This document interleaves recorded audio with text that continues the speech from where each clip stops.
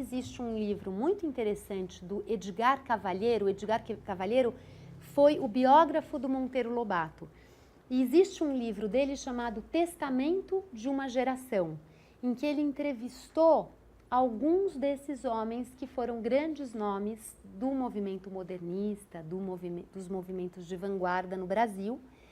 E no Testamento de uma Geração, o Edgar Cavalheiro, através dessas entrevistas, vai evidenciando justamente isso, né? Uma geração que participou de uma coisa que hoje nós consideramos extraordinária, mas no curso da história de vida desses homens, lá pelas tantas, aquilo já apareceu como algo que não tinha sido capaz realmente de promover a grande transformação que se esperava.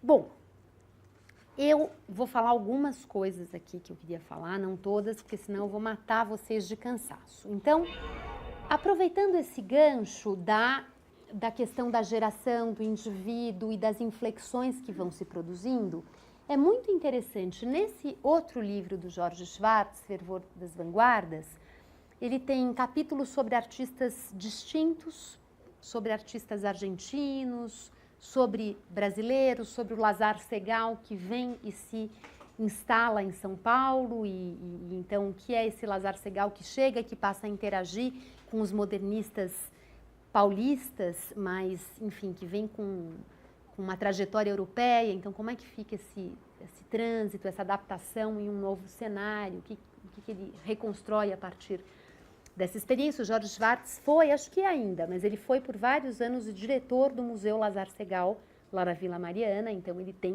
também uma relação direta com esse acervo do Lazar Segal aqui em São Paulo. E o primeiro capítulo desse livro é um capítulo dedicado a Tarsila do Amaral e ao Oswald de Andrade. E é uma história que, de alguma maneira, todo mundo já conhece, mas ele conta essa história de uma forma nova, né? Como sempre, uma história bem contada, ela é sempre capaz de ser nova, por mais que o assunto seja bem conhecido. E o que eu acho interessante sublinhar daqui é a hipótese do Jorge Schwartz de que o Oswald de Andrade e a Tarsila do Amaral não eram plenamente modernistas quando tudo começou. De que, na verdade, eles eram modernistas em formação. E eles se conheceram, eles já tinham morado em Paris, ela tinha morado anos em Paris, tinha sido aluna da Academia Julian, que era uma academia importante para a formação de mulheres artistas, e enfim, com os padrões acadêmicos clássicos. Muitas modernistas saíram de lá, não foi só ela, mas enfim, teve aquela formação. Ela volta para o Brasil e ela e Oswald se conhecem no ano de 1922.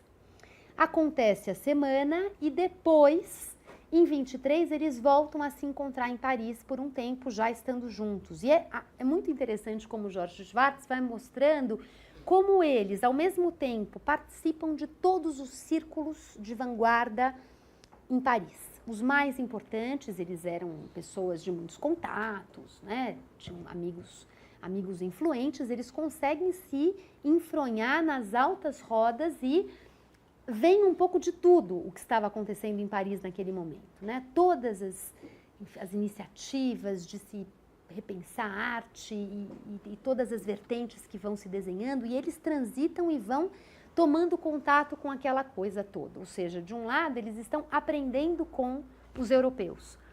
Por outro lado, eles de fora, eles estando em Paris, a frase do Jorge Schwartz é: eles redescobrem o Brasil.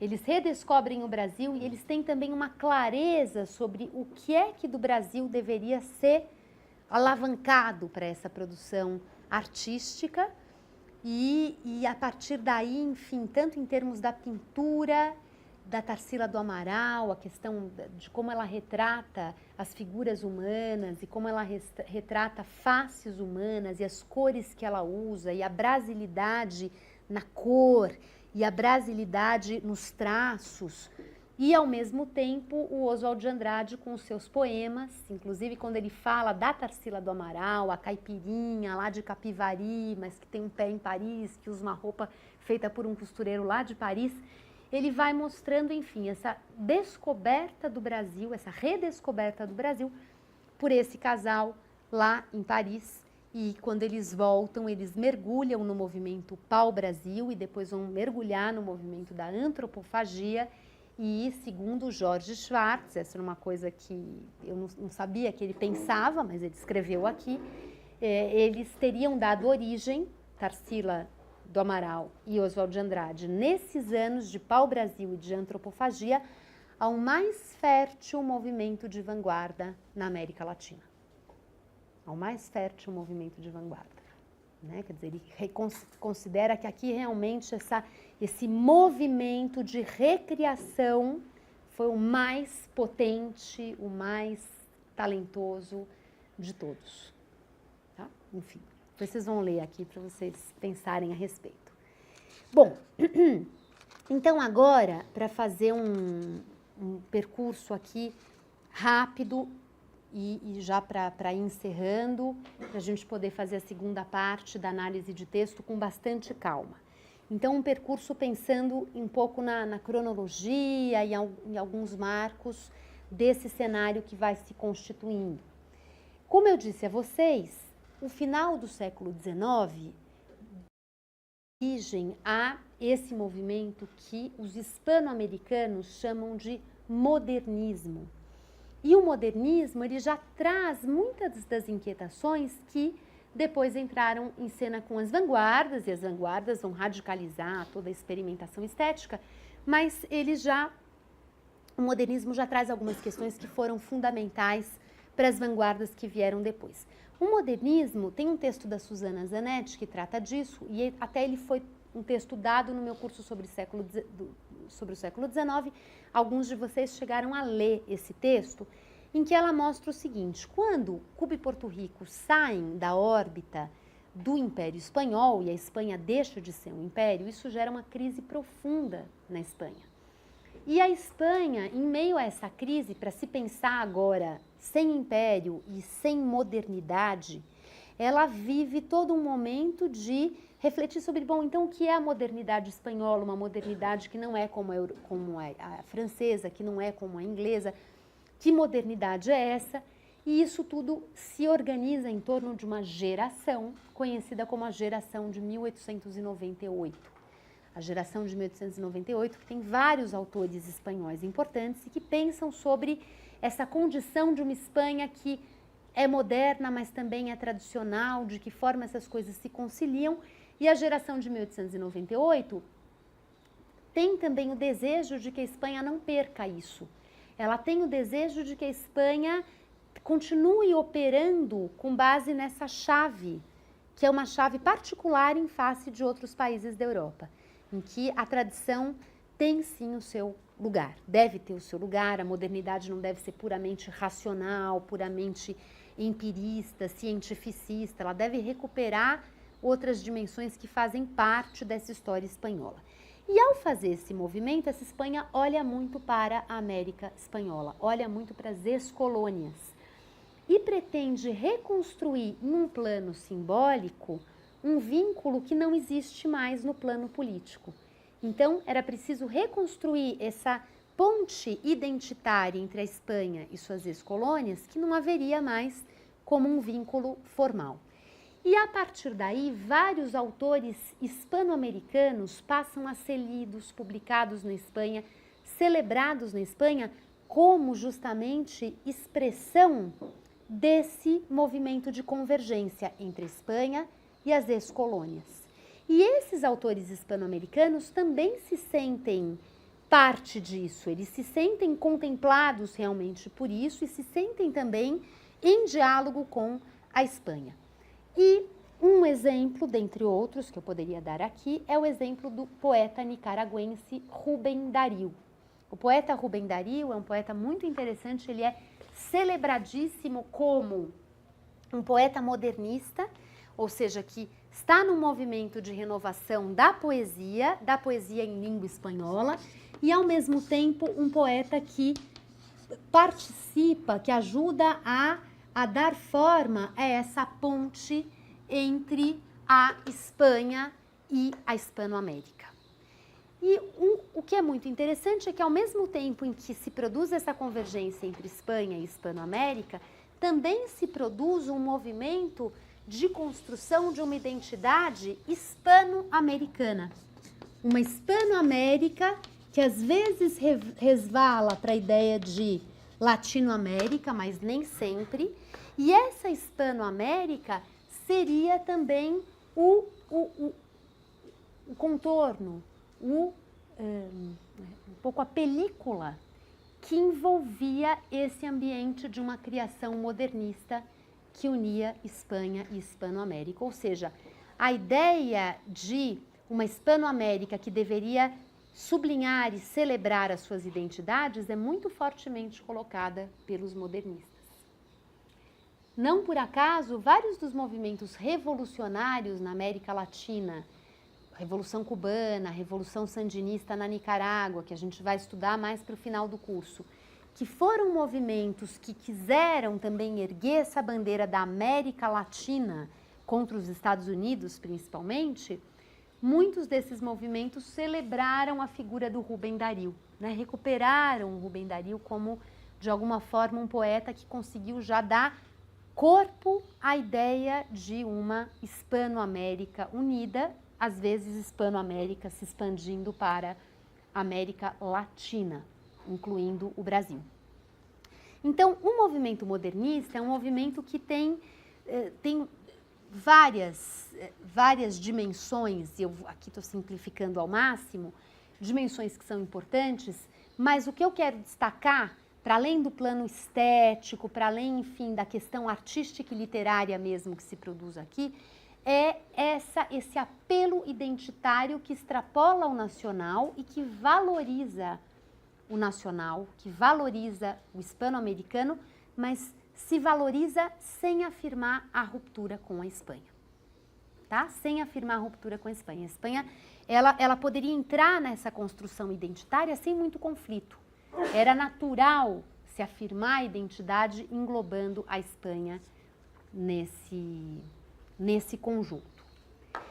Por outro lado, um pouco mais adiante, já quando as revistas de vanguarda estão a todo vapor, essa antologia que o Jorge Schwartz nos apresenta aqui já tinha toda uma razão de ser em vários pontos de Buenos Aires, Lima, em São Paulo, a coisa acontecendo em termos de iniciativas que davam corpo às vanguardas. Eu quero sublinhar um segundo momento que é o momento em torno da polêmica sobre o meridiano intelectual da América Espanhola. Esse momento em particular é o momento do ano de 1927, quando um poeta espanhol chamado Guillermo de Torre publica um texto em que ele afirma que a cidade de Madrid ainda era o meridiano intelectual da América Espanhola. Ou seja, a vida intelectual hispano-americana ainda dependia de Madrid, ainda passava por Madrid, e Madrid era o centro. Madrid era o centro, inclusive no sentido de colocar os hispano-americanos em contato uns com os outros. Eles se encontravam em Madrid. E era em Madrid que eles conseguiam vivenciar essa dimensão hispano-americana. Quando o Guillermo de Torre publica um artigo no ano de 1927 fazendo essa afirmação de que Madrid continuava sendo o meridiano intelectual da América Espanhola, houve toda uma reação a essa afirmativa. E essa reação passa, entre outros, por Jorge Luis Borges, passa pela revista Martín Fierro, passa por esses escritores argentinos de primeiríssima linha que enfim, tiveram uma vida, uma carreira literária que extrapolou em muito os movimentos de vanguarda, não é? Jorge Luis Borges é alguém que é lembrado também pela sua participação nas vanguardas, mas enfim, são autores que tiveram depois uma longa trajetória produzindo literatura não necessariamente associada às vanguardas. E o Jorge Luiz Borges e a revista Martim Fierro são alguns dos núcleos que se sublevam contra essa afirmação do Guillermo de Torre. E o que é muito interessante, esse movimento que eclode em Buenos Aires repercute em outras partes. Então, por exemplo, lá no Peru, o Mariátegui, José Carlos Mariátegui, escreve um texto concordando com o Borges e condenando a sugestão do Guillermo de Torre. Ou seja, isso para dar uma dimensão a vocês aqui em uma cronologia muito breve, muito simplificada, de como esse modernismo, né, que lá na virada do século XIX para o XX, constrói um projeto de afirmar a Hispano-América e o seu valor e a sua capacidade de produção literária, sua capacidade de produção cultural, uma capacidade que não ficava aquém da espanhola, que podia circular pela Espanha, se articular à produção espanhola. Nesse momento do ano de 1927, já a ideia que surge é a de repúdio à noção de que Madrid fosse o centro, e Mariátegui, ao apoiar Jorge Luiz Borges, escreve com todas as letras que, na sua concepção, o novo meridiano intelectual da América Espanhola não era Madrid, e sim Buenos Aires. Que a América Espanhola havia introjetado o seu meridiano intelectual e que ela continuava tendo uma dimensão coletiva, ou seja, para além do nacional, mas agora com uma capital, com um centro próprio, que era a cidade de Buenos Aires. Não por acaso Buenos Aires, mas Buenos Aires por ser um lugar de uma quantidade extraordinária de revistas de vanguarda, de manifestos literários de vanguarda, de manifestos artísticos, ou seja, um lugar de uma grande efervescência, de um epicentro mesmo desses movimentos de vanguarda, e ao mesmo tempo Buenos Aires fazendo uma coisa muito mais do que os outros conseguiram fazer, ou seja, dando um passo muito além do que os outros países e as outras capitais conseguiram realizar nesse momento, ou seja, o passo no sentido de transcender os círculos artísticos em direção a um público maior, em direção a um mercado cultural maior. E esse público e esse mercado que extrapolavam, imaginem, os círculos artísticos eram ainda muito elitizados, ainda que alguns artistas tivessem uma origem mais popular, eles uma vez alçados a esses círculos é que conseguiam realizar as coisas. Esses grupos muito ainda circunscritos do ponto de vista social, conseguem mais do que nenhum outro lugar na Argentina romper um pouco essas fronteiras em direção a uma produção que circulava em mais ampla escala. E circulava, entre outros fatores, em virtude do desenvolvimento da indústria editorial argentina, uma indústria editorial que publicava livros, revistas, jornais em grande escala e conseguia publicar também edições muito baratas. E essas edições muito baratas eram vendidas em bancas de jornal. E as bancas de jornal representavam uma capacidade de franquear os círculos elitizados em direção a um público popular, a um público não culto, a um público não erudito, que era uma capacidade extraordinária. Se a gente for pensar aqui no Brasil, esse tipo de política editorial de se publicar obras, entre aspas, eruditas, para venda em fascículos baratos em banca de jornal, é algo que vai acontecer fundamentalmente nos anos 70 com a editora Abril Cultural, que começa a publicar uma série de coleções em fascículos, História da Arte, Os Pensadores e assim por diante, para venda em banca de jornal. Então, a Argentina, eu não vou poder me aprofundar aqui agora, mas esse tema vai reaparecer na aula sobre o peronismo, porque vocês vão ler um texto do Luiz Alberto Romero sobre essas bibliotecas populares, essa circulação de cultura em uma escala maior na Argentina desses anos. Mas isso é algo que dá também a Buenos Aires essa condição de um meridiano intelectual, porque aquilo que se produz lá consegue circular por veios ainda muito imaturos ou mesmo inexistentes em outras partes. Tá? Inexistentes é um pouco dramático da minha parte, mas muito imaturos, né? Porque essa questão do livro barato, de edições muito baratas, que um trabalhador da indústria, um trabalhador assalariado, poderia comprar sem grande sacrifício. Muito bem, então, para finalizar aqui a minha cronologia de alguns pontos que eu queria marcar, né? Falei do modernismo, falei desse momento da polêmica em torno do meridiano intelectual, de por que Buenos Aires como meridiano intelectual, essa dimensão para além das vanguardas, a dimensão do mercado, do público, que ganha corpo, especialmente na Argentina desses anos. E a última questão que eu queria marcar aqui, antes de encerrar, diz respeito aos movimentos modernistas que não foram de vanguarda.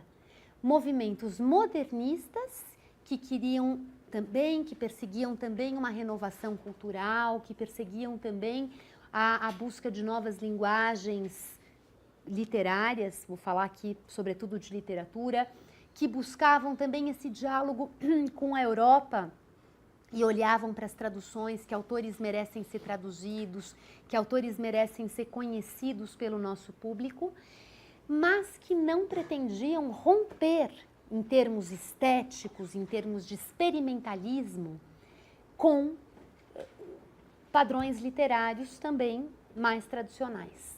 E não só com padrões literários mais clássicos, como também com concepções de mundo e concepções de modernidade que não fossem tão beligerantes, tão combativas.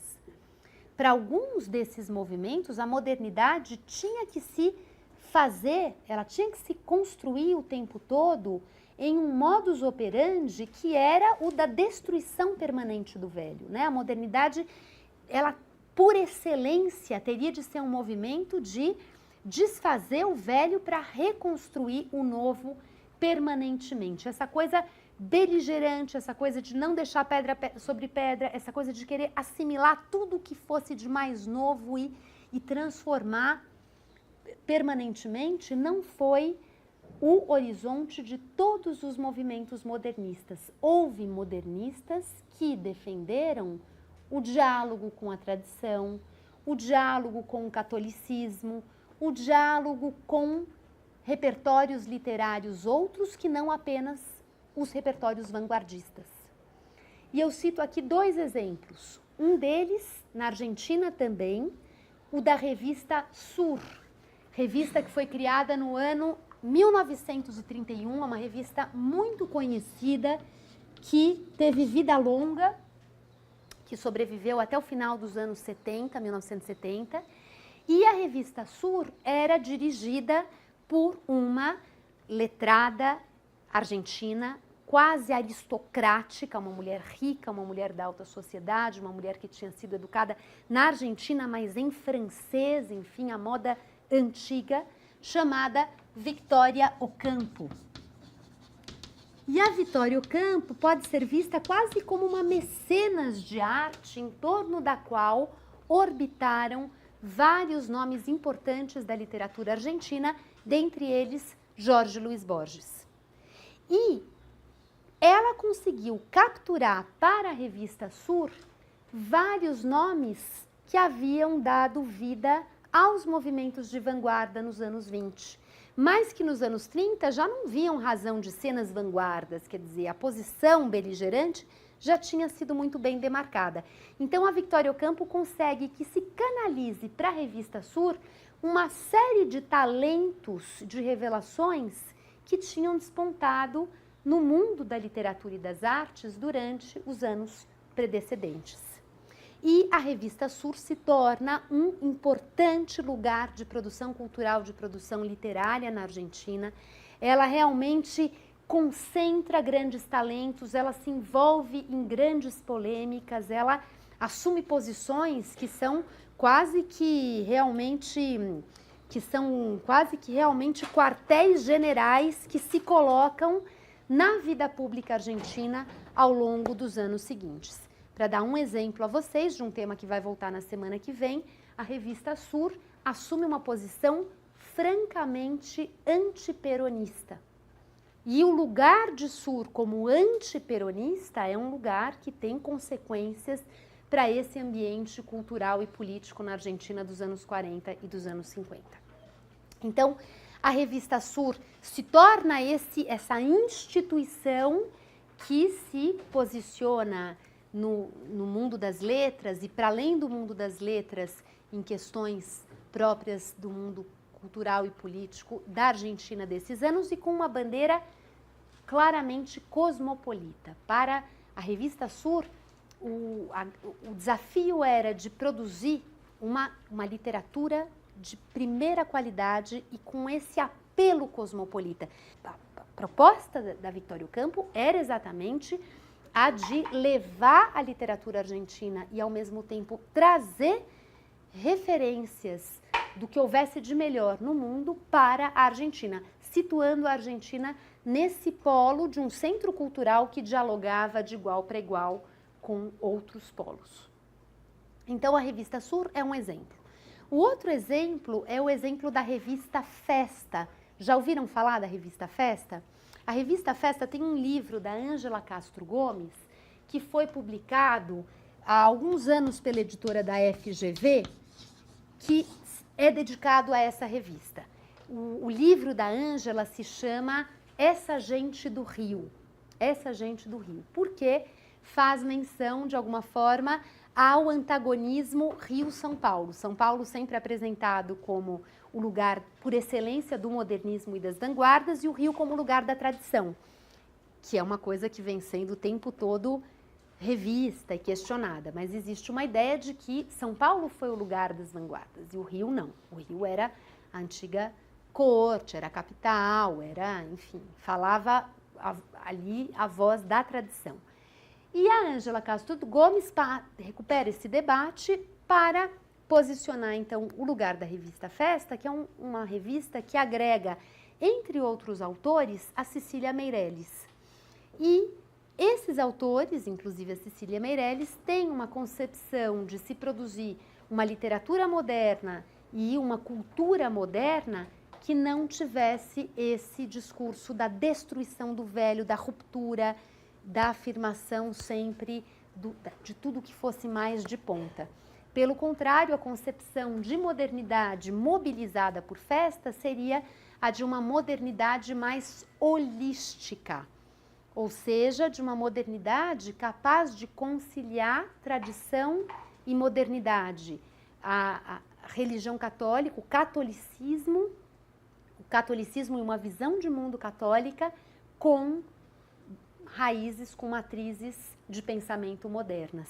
E uma modernidade que fosse capaz de abrigar esses polos e colocá-los em convivência harmoniosa. Então, a Ângela Castro Gomes recupera aqui a trajetória de uma revista que agregou gente importante, né? Se a gente for pensar no que era o Rio de Janeiro desses anos, o Manuel Bandeira, o Carlos Drummond de Andrade, estou falando aqui para além das pessoas que efetivamente participaram de Festa, mas enfim, de escritores extraordinários que nunca foram vanguardistas, mas que também ajudaram a produzir literatura, poesia modernas e também transitaram por círculos que eram claramente círculos modernos, né, em processo de reinvenção, de reunião, de troca, de comunicação, de novas concepções sobre a narrativa literária. Então, esse é um último momento que eu queria marcar para vocês de como essa noção de modernismo e de moderno nas artes e na literatura, que se coloca realmente no centro da vida cultural da América Latina desses anos, não é necessariamente algo que caminha no sentido, na direção das vanguardas. As vanguardas são uma direção importante, especialmente nos anos 20. E elas não desaparecem de imediato, elas continuam tendo manifestações nos anos 30. Mas ao lado das vanguardas, ou depois como um desdobramento dessas vanguardas, são também esses movimentos de produção artística e literária que tem um projeto moderno, que se veem como modernos, mas não com o discurso dos manifestos, da ruptura, de uma tomada de posição muito de confronto com tudo o que havia antes. Tá bom?